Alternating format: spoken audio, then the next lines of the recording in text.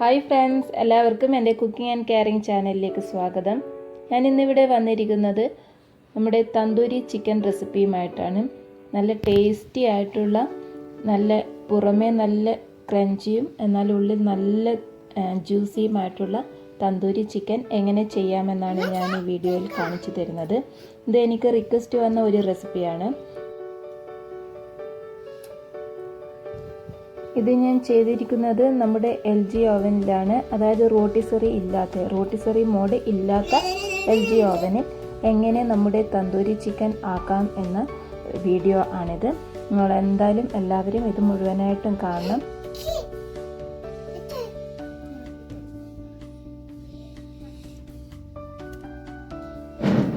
നിങ്ങൾ ഈ വീഡിയോ എൻ്റെ ചാനൽ സബ്സ്ക്രൈബ് ചെയ്യാതെയാണ് കാണുന്നതെങ്കിൽ ഒന്ന് സബ്സ്ക്രൈബ് ചെയ്ത് എന്നെ സപ്പോർട്ടും ചെയ്യണം. നിങ്ങൾക്ക് LG ഓവനിൽ ഉള്ള ഏതെങ്കിലും കുക്കിംഗ് വ്ളോഗിനെ കുറിച്ച് സംശയമുണ്ടെങ്കിൽ എന്നെ അന്ന് അറിയിച്ചാൽ മതി. ഞാനത് എന്തായാലും ട്രൈ ചെയ്ത് നിങ്ങൾക്ക് കാണിച്ചു തരുന്നതാണ്. ഇനി നമുക്ക് നമ്മുടെ തന്തൂരി ചിക്കൻ എങ്ങനെ ഉണ്ടാക്കാമെന്ന് നോക്കാം. ഇതിന് കാര്യമായിട്ട് സമയമാണ് ആവശ്യം. സമയം എന്ന് പറഞ്ഞാൽ മാരിനേഷൻ്റെ സമയമാണ് ആവശ്യം. വളരെ ഈസിയായി നമുക്കുണ്ടാക്കാവുന്ന ഒരു ഐറ്റമാണിത്. ഇതിനാവശ്യമായിട്ടുള്ള ചിക്കൻ ഞാൻ നല്ല ക്ലീൻ ചെയ്ത് വെച്ചിരിക്കുകയാണ്. ഇത് 1 കിലോയും 300 ഗ്രാമും വെയിറ്റ് വരുന്ന ഒരു ചിക്കനാണ്. ഫുള്ളായിട്ട് എടുത്തിരിക്കുകയാണ്.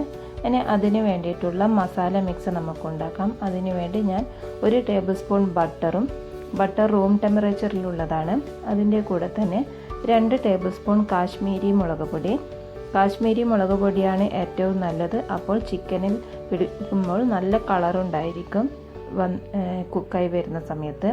ഇനി 1/2 ടേബിൾ സ്പൂൺ മഞ്ഞൾപ്പൊടി, ആവശ്യത്തിന് ഉപ്പ്, 1 table spoon ginger garlic paste.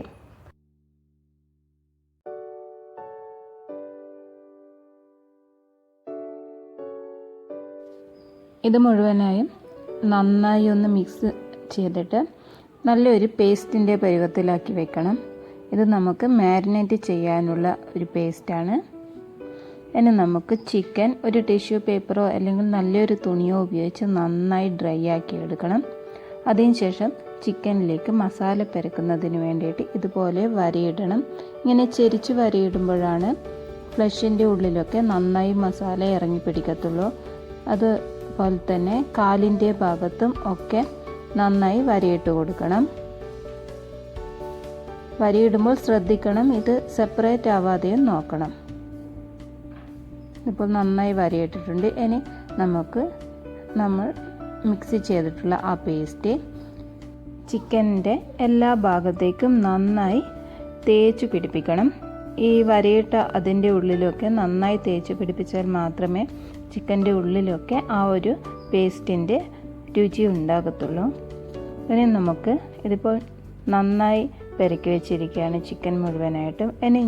ഇനി ബാക്കിയുള്ള പേസ്റ്റ് നമുക്ക് അത് എടുത്ത് വെക്കണം. കാരണം ഇനി രണ്ടാമത്തെ മാരിനേഷന് വേണ്ടിയിട്ട് നമുക്ക് ആ പേസ്റ്റ് തന്നെ ഉപയോഗിക്കാം. ഇത് ഞാൻ ഒരു 3 മണിക്കൂറോളം ഫ്രിഡ്ജിലേക്ക് വെക്കുകയാണ്. നിങ്ങൾ 1 മണിക്കൂറോളം വെച്ചാൽ മതി. എനിക്ക് സമയമുള്ളത് കൊണ്ടാണ് ഞാൻ 3 മണിക്കൂർ വെച്ചത്. ഈ ചിക്കൻ ഞാനിപ്പോൾ പുറത്തെടുത്തിട്ടുണ്ട് ഫ്രിഡ്ജിൽ നിന്നും. ഇനി നമുക്ക് ബാക്കി വന്ന പേസ്റ്റിലേക്ക് 1 ടേബിൾ സ്പൂൺ ഞാൻ ബീട്രൂട്ട് പൗഡറാണ് ചേർക്കുന്നത്. അത് കളറിന് വേണ്ടിയിട്ടാണ്. ഈ ബീട്രൂട്ട് പൗഡർ ഞാൻ LG ഓവനിൽ തന്നെ ഉണ്ടാക്കിയതാണ്.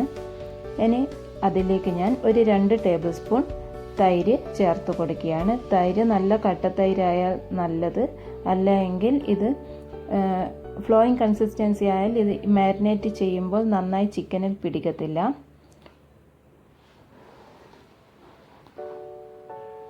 ഇനി നമുക്ക് ഇതൊന്ന് നന്നായി മിക്സ് ചെയ്ത് കൊടുക്കാം.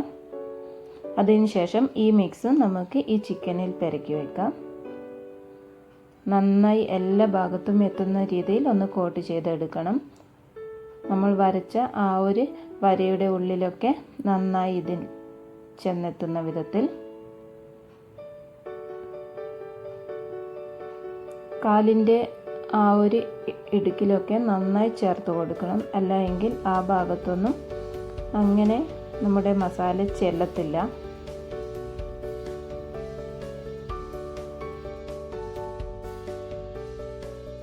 ഇനി ഇത് അരമണിക്കൂർ ഒന്ന് സെറ്റ് ആവാവുന്നതിന് വേണ്ടിയിട്ട് വെക്കണം. അത് ഫ്രിഡ്ജിലൊന്നും വെക്കണ്ട, പുറമേ തന്നെ വെച്ചിരുന്നാൽ മതി.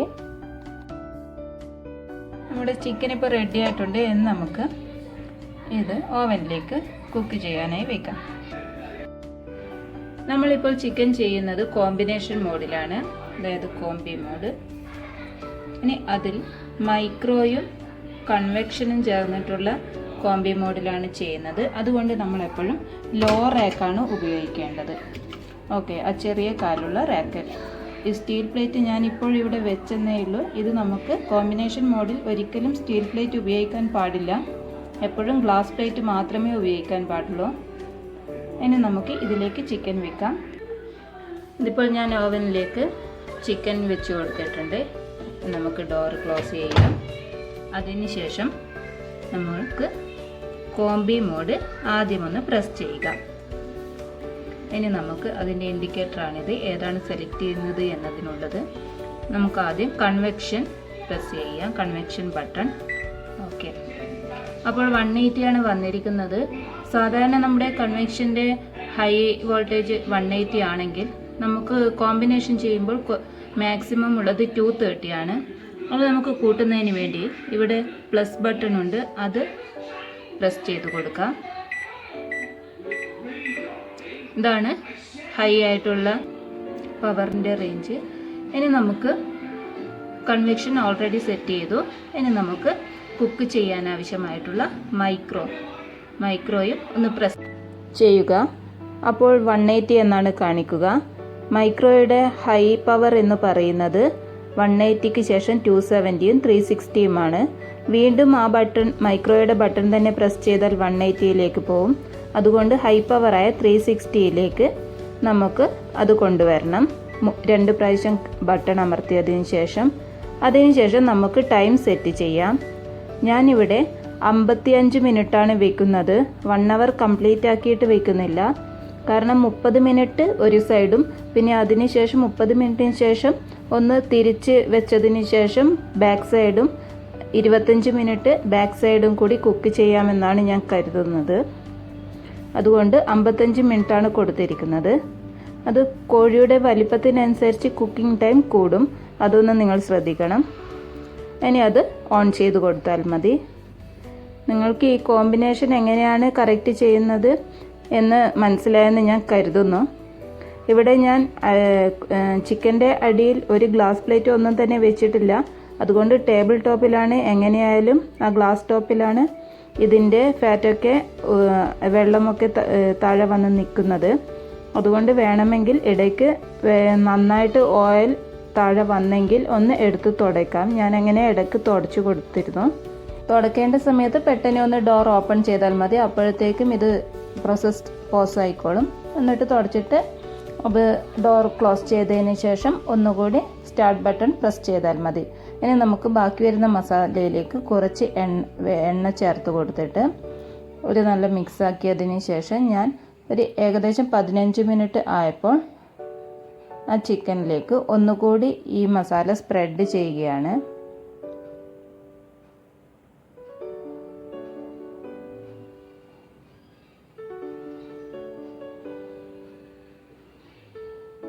ഇത് 15 മിനിറ്റ് കുക്കായതിനു ശേഷമാണ് ഞാനിങ്ങനെ ചെയ്തത്. അതുകൊണ്ട് തന്നെ താഴെ ഗ്ലാസ് ടോപ്പിൽ വേറെ ജ്യൂസസ് ഒന്നും ഇതുവരെയായിട്ടും അങ്ങനെ കാര്യമായിട്ടൊന്നും ഇറ്റിയിട്ടില്ല. ഇനി ബാക്കി ഒരു 15 മിനിറ്റ് കൂടി ഈ ഭാഗം ഞാൻ നന്നായി കുക്ക് ചെയ്യുകയാണ്. ഇത് അതിൻ്റെ നല്ല ഫ്ലഷുള്ള ഭാഗമാണ് ഞാൻ 30 മിനിറ്റ് കുക്ക് ചെയ്യുന്നത്. വീണ്ടും ഡോർ ക്ലോസ് ചെയ്തതിന് ശേഷം സ്റ്റാർട്ട് ബട്ടൺ പ്രസ് ചെയ്താൽ മതി.